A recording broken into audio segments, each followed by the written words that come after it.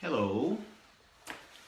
So I guess I'm gonna give this a couple of minutes before I start. But the idea of it is still fairly experimental, and we'll see how it goes. I have some things in mind about it. Actually, because I'll be posting this later, anyways. Hopefully, uh, people will start from the beginning and hear all the stuff that they might miss later. But the idea kind of started with wanting to, do more life stuff, more educational stuff. But the mostly everything that's, hey, Mike, hey. So it's my best friend from ever, as I can remember. But the idea kind of started because a lot of the information that is being shared with by photographers is mostly for photographers, and this kind of started as an idea that I wanted to share with my couples. Like couples don't get a whole lot of communication from us unless we're kind of planning a wedding or like kind of last minute things or mostly about photography really. So, but there's a lot of things that I think are kind of important to talk about, and like I said, the idea started kind of I wanted to create a series of videos that I sent to my couples. Like even I've been wanting to do one that I actually send out to them when they first inquire, like just talking, so they can kind of see me and move my hands and act all me kind of thing, and either connect or not. I think that's the personality aspects is really important. I recently booked a wedding where we had like an hour conversation, and they came with mom and their uncle, and we talked. We had coffee for about an hour, and afterwards I'm like, so what do you guys want to do? What is this going? Why are we here? And they were like, no, we want to book you. We kind of knew it. We came here knowing that we were going to book you. We just wanted to meet you. So videos are really powerful in that sense. When I met with the Harmons, Josh and Shelly, they said the same thing. Like, like we saw your photo and we didn't know you could be a jerk. And then we met you. Oh no, we saw the video. You posted up a video, and they was like, oh, he seems nice. So videos are powerful that way, and that's the main reason why I like to use them. I like talking, so sometimes I get a little bit long-winded, but the idea behind this is really to kind of pick a topic at least once a week, maybe every couple of weeks, and talk about a topic that hopefully is aimed.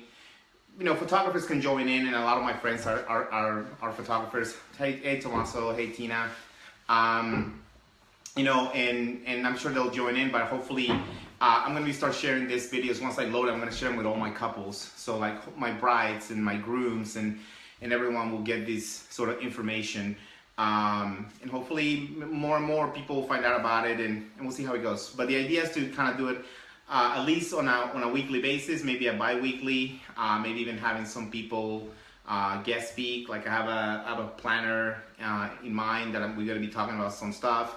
And I already kind of know what I want to talk about next week. So it just kind of came out from somebody posting something. So hopefully we'll just get there. So I'd like to give it a few minutes before I start getting into the beef of things, but I also don't want to make it too long. So even if only a few people log in, at least they kind of get the information that I kind of promised to give. So today's topic is really about formal portraits. I don't really share a lot of them on social media. I've been asked, probably the most popular question I get asked by my couples, if I do them, can we do some photos with my family, like based on the style that I do and the photos that I share. Not even in blog posts, I share a whole lot of them. For the most part, it's just all the moments and party and just kind of emotions that I like to share. But as photographers, we all shoot them. We have to shoot portraits of the family, formal portraits, even a couple of formal portraits. Even for me, as extreme as I am with my style, I still shoot a couple of photos, formal photos of the couple. I've had couples who tell me we don't want any portraits at all, and I still will sneak in a few, and I still kind of pull them out to the side, or I follow them during the cocktail hour, and people will always post them. People will be like, it's just what we do as a culture. We post people, we put them in front of our cameras, and we want to take pictures of them. So they're part of who we are. They're part of the culture, and they're definitely part of weddings, and that's the important thing. But because of it, I have learned a lot of things that most couples are not informed about, or nobody talks about them, or it's something that you just don't get from going on Pinterest and looking at a bunch of beautiful photos or whatever. You know, the dream versus the reality of things is always different. So so I kind of make some notes. I kind of want to try to keep it pretty to the point as much as possible. And none of this stuff is written, so it's pretty much just off the top of my head, but I did make some points of kind of what I want to talk about when it comes to portraits. Hey Tara, I know you're getting married, so maybe this will help you, even though you got an awesome photographer so already, but we don't talk about it. I think something that we talk about, like I said earlier, is something that we address at the last minute, or it just kind of gets sort of mixed into the, you know, into the conversation, and it's not addressed. And a lot of these topics that I want to pick, that's my point. I'm going to try to address these things that I learned. Yeah, Tara's a photographer anyway, so she doesn't probably need a lot of this information, but maybe I can shed something different that she hadn't experienced. So figuring it out, just figuring out how you want your portraits to be is really important. The time you want to spend, you know, the time of, actually, hold on, I grabbed the wrong notes. This is the wrong notes for it. This is, sorry, I got two notebooks. One of them is for the ideas I want to do in different weeks, and this one is for this week. I was like, wait, hold on, this looks like other ideas I want to talk to about next week. Okay, so when it comes to portraits, first look has to do, so I'm going to kind of give you the pointers that I'm going to go through, and then I'll kind of explain a little bit about them. I don't want to make the videos extremely long, just so they're more concise, and there's probably some things that I will miss, but hopefully it will give enough of a basis, and if there's questions you can always ask, and I'll be here. So first look, cocktail hour, immediate family, sunset time, the minimal amount of time that you need for him, and the photos of the bridal party, trickery photos. Those were first things that I kind of thought about, that I thought kind of triggered some of the main ideas. And not to necessarily take them in order here, but the amount of time is really important. And this is something that you kind of have to sort of, you know, figure out about your personality. Like I said, some of my couples don't like to take portraits, and they tell me even, I don't want any portraits whatsoever. It's happened. It doesn't happen very often, but it does happen. So it's something that you sort of need to figure out from the beginning. Now, starting from the top, first look. Do you want to do a first look? That's really important. It's not part of the portraits talk, but it is a place into it. If it's something, first looks, which is probably something I will talk on another episode, but if it's something that I don't push with my couples, I don't really care if they do it or not. I recently did a wedding, a couple of weddings actually in a row, where I kind of cared because the time they had set their wedding for was really pretty much a sunset time. Like 30 minutes before sunset, it was going to go right into sunset. There was going to be no time for portraits afterwards, no daylight. So portraits would have to been inside or with a flash, and I'd rather not do them. They don't look very nice. They don't look very, you know, very formal. So first look is the first decision. If you are traditional and you don't want to do a first look, that's great, but you need to sort of consider that for portraits. You can't have the wedding 30 minutes, you know, or even right at the end of sunset, like right as sunset is pretty much happening. So if sunset is 5:30, you can't have your wedding start at 5. You will have to have your wedding start at least, you know, an hour plus, like an hour. Let's say the ceremony is 15 minutes, so you should have your wedding start at, you know, 4:15, let's say, to 4:30. Then you have at least your 5:30 to do the formal photos, which normally, and I should probably explain that, normally it takes about an hour of photos on the traditional. Speak of, you know, most of the time, for the majority of the situations, during after the ceremony, or if you're doing a first look. because primarily you still have to do families, you still have to do bridal party, and you still have to do the couple, you know. And those, even if you do them fairly short, which I do, they could still take easily 30, 45 minutes, you know. And most of the time, if this happens after the wedding, there needs to be time to do the details of the reception. So first look is really important. What do you want? And based on that, you need to plan. If you're gonna do a first look, you can definitely have your wedding pretty much end really close to sunset. You know, like sunset's happening, it ends, maybe you congratulate each other. The photographer can take you and do some cool artsy photos because most of the traditional stuff is already done. The cocktail hour, that's another really important thing where it kind of plays into the whole first look thing as well. One of the advantages of a first look, in my opinion, besides my own personal selfish photography needs, which is to do what I need to do, is couples sometimes tell me, we just want to have fun, we want to party, we want to enjoy the cocktail hour, we want to have fun with my couple, with my friends who's coming from all over the world. They're flying in, families flying in, whatever. I haven't seen these people in a bunch of years, which is the norm. So if it's important for you to do that, first looks are good, but also having a minimal amount of time. Let's say first looks a no, then you need to also consider the time of when you're going to start the ceremony, so you have the amount of time. But the cocktail hour could be extended. It could be extended to, and I know that's really like frowned upon by most planners. And I'm gonna have some planner friends come talk to this because I want to change the industry. I want to push that cocktail hour to like an hour and 15 minutes. An hour and 15 minutes is really not that big of a difference. You give people hors d'oeuvres, a few drinks, people can extend it 15 minutes, they won't even notice the time. And it can make a huge difference, you know, like a huge difference if you're not having a first look, for you to be able to do the portraits and for you to be able to even enjoy some of the cocktail hour. Weddings are crazy in the sense of like there seems to be a lot of time for everything, but there isn't.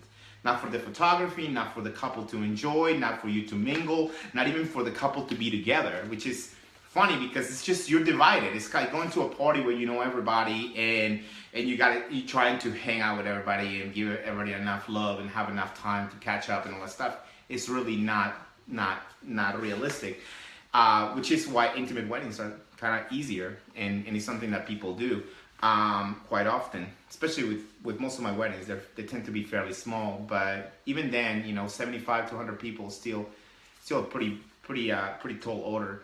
So that's the thing. So the cocktail hour could be extended, or you know, you need to sort of figure out if the cocktail hour is really important, then you might need to do a first look. So for those portraits. Now, I think I'm gonna jump from the immediate family part to the amount of time, the minimal time. So I'm gonna skip immediate family, sunset time, and then go right into the fifth point, which was minimal time. For me personally, I believe that 10 minutes for family photos should be enough. I usually give people a list, and I keep it really simple. I don't really keep it super open to like, let's just shoot any family photos you want, because there's no time, you know. But I do offer, if there's anything in this particular grouping of photos that you want something else with cousins visiting or whatever, we can always do those less formally during the reception, you know, during dinner, after dinner, whatever, just a casual photo with those people. So, but for the most part, the family photos is the immediate family. Now, one thing that I always say to people, immediate family is different for everybody. Immediate family could be, you know, for me, it's my mom, my sister, my aunt, and would have been my two cousins, one of them who passed away. And the last time we were together was at my wedding before we knew she was sick. And that's why weddings are so important, to spend time with people, because you just never know. I mean, it was a surprise, you know. So yeah, so that would be my immediate family, you know. So for everybody's different. Those people you grew up with, your closest, tightest circle, that's the people you want in that photo. So you choose those. In my opinion, I always tell the couples, you choose those. Let them know we need them at X time for this, and that's it. So for the most part, family photos for me go, the couple will always be together in all of them. You have both immediate families, then you have one single immediate family, then you have the other, and then you also have maybe parents and brothers and sisters. If that's the closest, tightest knit, that's it. you know, and if there's a little extra time, sometimes I go like, you guys want to do something real quick, we'll just move people out of the way and just do a photo with the mom or with the dad or something like that. But any more breakdown than that is gonna go over 10 minutes. So like I try to keep that stuff between 10 and 15 minutes tops. Sometimes people throw a wrinkle at you, and I always, the one thing I always tell people is like, I'll do whatever you want, but there is, for every action, there's an equal and opposite reaction. And it's usually with time and what we can do and what every one thing will affect the other. Too many family portraits will affect the couple portraits, you know, the amount of time, you know. So that's the thing. And the same thing with the bridal party. And that's where I kind of said the following point after minimal amount of time is trickery trickery photos with like bridal party or something like that. I used to try to do kind of like RC photos with the bridal party, and I just don't do it anymore. I just go for the traditional one. It takes too much time. It's not what I'm going for. I'm not going for trickery. I'm mostly going for moments and just get what I need to do, and I can move on to the next moment. Same thing with the bridal party. Bridal party, 10 minutes. I want the couple. I want both sides. I want, you know, maybe half and half. If you have a traditional wedding, bride and groom, then, you know, you have all the girls and then all the boys. If you have, you know, 2 girls or 2 boys, then, you know, we kind of figured that out as well. Do you guys want to break this up? Is there a side that is your side and more of the other person's side? And we break them up and we just do that. And that's it. We move on.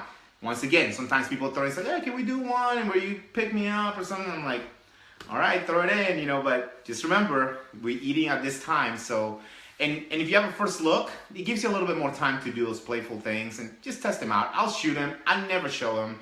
I'll never show a group of grooms picking up the bride or picking up the groom or whatever. But I shoot them. I shoot them all the time, as a matter of fact. Not all the time, but every once in a while. And just never know what you're going to catch out of that. Sometimes they'll drop them, and I just kind of hoping that I catch it, you know. So that's kind of the give and take that happens when you're sort of going for your style, but you're still shooting weddings, and you still kind of like, you know, is the couple's day. I want them to sort of enjoy it any way they want to. That's up to them, and that's how I kind of plan around that. Okay, so the next thing, sort of backing up a little bit here, will be the sunset time, which once again we discussed the sunset time. But another thing I can add to the portrait situation as far as sunset, if I'm doing a first look, I will do the traditional photos of the couple around that time. You know, looking at the camera, maybe a couple simple poses, like not even too posy because I really don't pose a whole lot. But I will do that, like look this way. Let's just take a couple of these. You know, and for me, it's like mostly look this way, straight on, you know, crop it a couple of different ways, we're done. And I know I have those are for mom, and those are for the future, in case my couples become really traditional in the future, and they're like, I wish you would have one photo looking at the camera. It's like, it's right there, it's there for you. So, so I try to keep those things in mind. I try to be sort of, you know, very, I have a lot of experience with weddings, so I know what they mean to people. I know how much stuff is coming in and out, where people are pulling and kind of everybody's tugging at you in so many different directions, and I try to take all these things into consideration. I don't go to a wedding in the form of like thinking, how am I going to make this into, you know, the next publication or the next art piece that I'm going to create or anything like that. So it's their day, and I can only capture it my way, the way I see life, the way I see things, but at the same time, it's their day, and I want to be, you know, as generous and considerate as I can with that. So when it comes to the sunset time, the best thing I can say is if there's a first look and the traditional photos are pretty much done, I should tell the couple, hey, around this time, either during the cocktail hour, right before the ceremony, the reception starts, or right after that the reception starts and you do that first part of it, you know, the dance and the introductions or whatever. I usually try to steal the couple for about 10 minutes to do a couple of more like moody and like fun and like intimate kind of photos, which is kind of like my jam. So, and I would want to do them around either just before the sun sets or right after it sets. I love that twilight hour. So that's where the sunset time really kind of comes into play. There's not too many weddings. I've never done one where the couple goes like, you know what, we sending people for 2 hours in the cocktail hour. There's an amazing location with mountains and a desert, and we're gonna go over there. We're gonna give you an hour to photograph us. I mean, if that's the case, that's different. And then you will want to plan around that also with that best hour of time. Like any good photographer or any photographer, you know, I'm sure would rather have like 10-15 minutes with some great light than you give him an hour in the middle of the day. Unless you're Ferraristi, which he loves his direct sunlight, and I think he does some really cool stuff. And if I'm put in that situation, I kind of try to sort of, you know, play with that same light. But you get two different looks. For me personally, I love to at least get a couple of those sunset twilight photos. That's kind of part of my style, and that kind of is something that goes a lot with my vision. So so that kind of just leaves. That's it. I think the minimal time. Yeah, the minimal amount of time. The only thing I can say extra about that minimal amount of time is that if you keep to that schedule, like let's say no first look, you got about 10 minutes of family, 10 minutes of bridal party. You're not gonna have any more than about 10-15 minutes with the couple either, and that's usually because once the ceremony ends, people are gonna still congratulate the couple, and they're still gonna. You know, it's not like straight you pull them out and just throw them into portraits. That's not how it kind of has to roll into that. It could take easily another 10 minutes or more sometimes. So that window's super small. So with those things in mind, those are the most important things when it comes to photos and portraits. There is nothing wrong with them. You should do at least a few, but you shouldn't go over crazy trying to do too many because it's really going to eat up a lot. Most of my experience has been that, you know, when couples have families that really push a lot for that, I just look at my couple and I know they're miserable, and I know they tell me their jaw's hurting from keeping a smile on or whatever the case may be. So those are things that you have to consider. You have to keep in mind. You have to discuss with people, and you have to sort of discuss with each other about what you want. What is your personality? Is your personality to stand there for 30 minutes and take photos of you with every single different combination you can possibly imagine, or you just need a few of those classic photos that you can always remember, as time passes and life happens, and good and bad, happens. But those photos you always hopefully will remain, So there's nothing wrong with those. So always remember, first look, whether you want or don't, and the repercussions of that has in time, especially if you don't, the time that the ceremony should start should be at least 1 hour and 15. Cocktail hour, if you want to enjoy it, make sure that you consider a first look, honestly, most more than anything. And second of all, if you don't, then your next option will be best to extend the cocktail hour to at least 1 hour and 15 minutes. And by 1 hour and 15, you can even be 1 hour and 10, and then you send people in at 1 hour and 10, and by the time you get in there, you almost got that 1 hour and 15, 1 hour and 20 before the introduction starts. So it gives you almost like a little bit over 1 hour and 15 minutes. So like over, 90 minutes is somewhere around 90 minutes is pretty good. And the immediate family, you got to consider who they are, who is the most important people, who must be there. Everybody else could be done in a less formal way during the reception. Sunset time for photos. If you're doing a first look, always open up a little bit of time, within that gap, which is actually, you should always consider the time also. So like the introductions don't happen right when sunset happens. So like technically you won't have any time during the cocktail to do that, or by the time the introductions happen, or if the introductions are too long. So sort of take that into consideration for a photographer like myself, for example, who wants to at least get a little bit of time with some cool light. Always do it a minimal amount of time, and forget about trickery photos. When it comes to formals, just it's not enough time to do something really great, in my opinion. Most of the time, it's kind of cheesy, and it doesn't really help. It doesn't help the cause of just you enjoying the day. And that's kind of all I have for you. That's I was gonna say, that's my opinion. Some people are more traditional, some people like more of that stuff, but there's a give and take. There'll always be a give and take when it comes to it. You will always have to sacrifice one thing for the other. So if you want a bunch of fun, goofy photos, you're gonna have no time to do, some other stuff, or less time for you to be able to enjoy the cocktail hour or whatever it is that you might also want to do. So there's always a balance of give and take when it comes to everything in weddings, but also when it comes to the portraits. And that's about it. That's pretty much all I had. I'm gonna post this later, and hopefully I'm gonna send it to all my couples, so hopefully they'll enjoy it and they get something out of it. All my future couples for next year. And if there's any questions, let me know. I think I'm gonna be doing another one. I'm gonna try to do another one next week. I was thinking about possibly doing one on phones and technology, because I saw somebody post something earlier, and I was like, man, that would be an interesting topic. Because I have quite a few things to say about technology at weddings and iPhoneography at weddings. So that's about it, you guys.